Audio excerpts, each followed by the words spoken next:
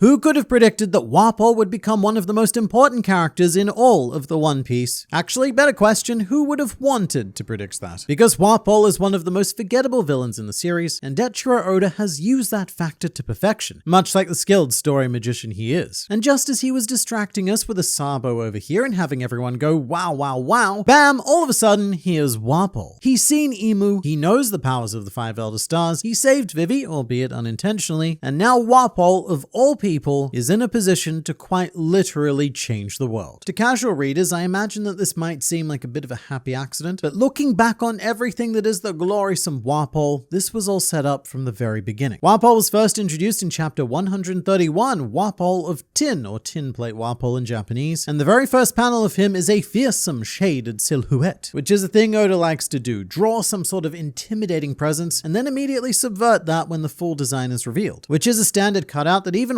Warpole's rotund physique fits perfectly into. We see him and we go, yeah, nah, and after which point Warpole begins literally eating the going merry. We know that from the get-go, Warpole isn't going to be a serious antagonist. At most, he's going to be annoying, very annoying, but he's no Arlong. Even so, Warpole actually had a lot of potential, because this was the first person in the series who could not only match but outclass Luffy in terms of eating stuff. So in a way, Warpole was the Charlotte Katakuri of his era. Katakuri was a level above Luffy in everything except eating. Meanwhile, Warpole was a level below Luffy in everything except eating. The way I think about it is a slightly more serious Davy backfire, because as we'll see, Warpole's conflict with Luffy was almost as wacky as his fight against Foxy. But interestingly, Luffy immediately blows Warpole away. He blows him away. And funnily enough, Luffy uses the same attack that would ultimately defeat Warpole at the end of the arc. Luffy beats him within half a chapter, and then we go through an entire arc just to see Luffy do the same thing again, just on a tall building thing. All of which sounds a bit disappointing on paper. And as a villain, yeah, I admit that Warpole was a bit disappointing. But the thing is, being an antagonist was not his primary purpose. In retrospect, Warpole serves as a bit of a story and character nexus. And like many minor villains, Warpole is an integral cog